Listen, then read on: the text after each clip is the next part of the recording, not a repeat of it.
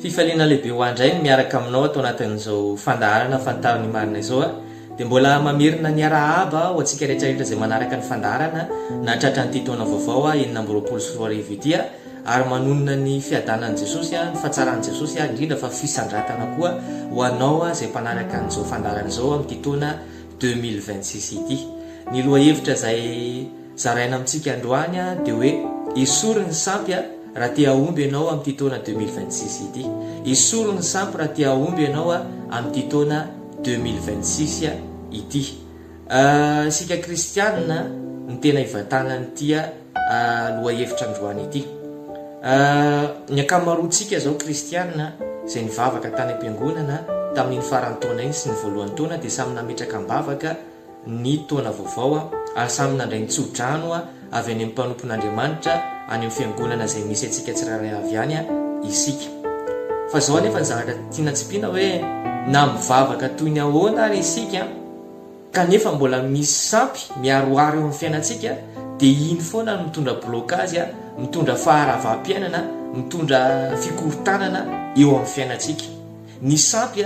dia zavatra anankiray izay tena halan'Andriamanitra. Ho resahantsika ihany moa hoe inona sy inona avokoa ireo sampy izay tenenina eto. Fa ny sampy izay resahana eto zany dia le sampy izay au sens propre mihitsy ireo zavatra rehetra izay heverina sy inona fa mitondra fiarovana, mitondra fanambinana, mitondra fitahiana eo amin'ny fiainana akoatra n'Andriamanitra, akoatra an' Jesosy Kristy. Ireo zany ny sampy izay resahantsika.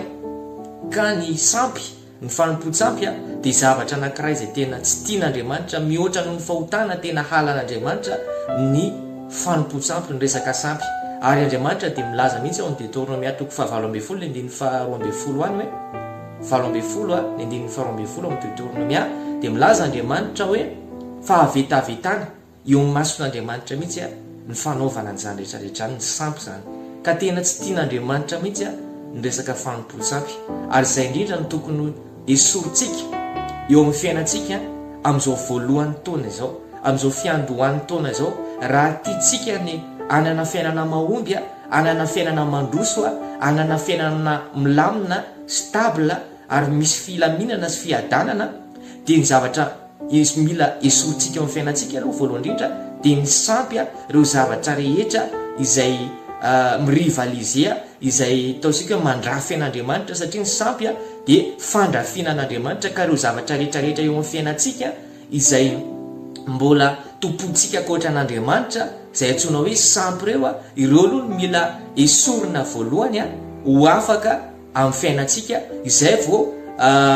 tonga ny fitahian'Andriamanitra tanteraka amintsika le tsodrano, tanteraka amintsika avokoa le vavaka izay natao tamin'ny fiainantsika. Satria ny sampy dia source de blocage, zany hoe zavatra anankiray izay tena mitondra blocage eo amin'ny fiainan'ny kristianina ny resaka sampy. Ka noho izany tsy maintsy ianao nefa manala an'izay, tsy Andriamanitra no manala an'izay, fa ianao no mila manala an'izay sampy rehetrarehetra na ao atokantranonao zany na eo amin'ny fiainanao manontolo zany dia anjara andraikitrao mihitsy no manala an'izany ho afaka amin'ny fiainanao dia ho tonga aminao ny fanambinana, ho tonga aminao ny fahasoavana, ho tonga aminao ny fiadanana, ho tonga aminao ny fombiazana avy amin'Andriamanitra. Satria Andriamanitra dia tsy afaka miara-miasa amin'ny sampy. Ozy izy ny tena Andriamanitra ny Korinthiana 2 toko 9 manomboka amin'ny 12 any hoany izay hoe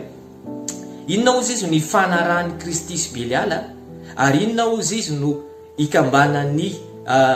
raisan'ny mino sy ny tsy mino, inona no raisan'ny mazava sy ny maizina, ary inona ozy izy ny ikambanan'ny tempolin'Andriamanitra amin'ny sampy. Izany hoe zavatra anankiroa samihafa ireo, tsy afaka mikambana mihitsy Kristy sy Beliala ary tsy afaka mikambana mihitsy ny tempolin'Andriamanitra sy ny sampy. Isika izay mino sy nandray an'i Jesosy ny atao hoe tempolin'Andriamanitra, ty tenantsika ity natao hoe tempolin'Andriamanitra, ka tsy afaka miaroaro amin'ny sampy isika, satria izay no ambaran'ny tenin'Andriamanitra. Izay rehefa manaraka an'izay tsika dia izay ny lalan'ny fahombiazana sy fahavokarana eo amin'ny fiainantsika. Ka ho resahantsika hitanisa sy zavatra vitsivitsy sika izay fanompo-tsampy. Voalohany no zavatra rehetra izay nalaitsika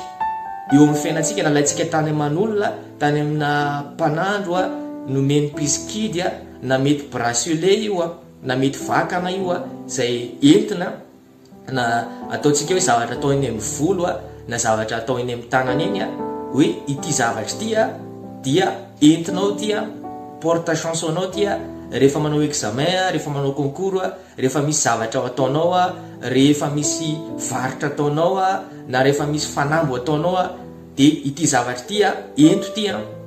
fa ity dia mitondra fandresena mitondra fanambinanao anao reny zao dia fanompontsampy ny anaran'ireny mety bracelet io mety collier io na mety zavatra ataony amin'ny volo io entinao iny na mety fitafiana koa ary io na mety oromarika le piskide na le panandro hoe akanjo ohatr'izao ny anaovana na mety nisy akanjo mihitsy nalaina akanjonao mihitsy nentina tany dia mety namasinina nanaovana skide sy ny zavatra rehetrarehetra tany dia iny fitafiana iny na mety mamaritra lokona fitafiana mihitsy izy akanjo ohatr'izao ny anaovana dia reny zavatra rehetrarehetra reny natao hoe sampy reny rehetrarehetra reny le mila isorina eo amin'ny fiainantsika raha tia omby isika anisan'ny sampy ihany koa dia ny ao an-tokantrano ny ao an-tokantrano koa mety misy zavatra be dia be izay tsy araka ny sitrapon'Andriamanitra anisan'izany zao ohatra raha misy zavatra nomeny mpanandro mety hazo io mety vovon-javatra io izay nomeny dia mety nafafy tao an-tokantrano na mety nalevina ao ambanin'ny tany ao an-tokantrano na mety natao anatin'ny rindrina reny fanompontsampy avokoa reny zavatra rehetrarehetra reny misy ihany koa zavatra nalaina na mety hazo io na mety rano io zay nalaina avy tany amina doany na nomen'olona dia natao anaty tavoahangy dia napetraka ao an-tokantrano ao fa everina fa iny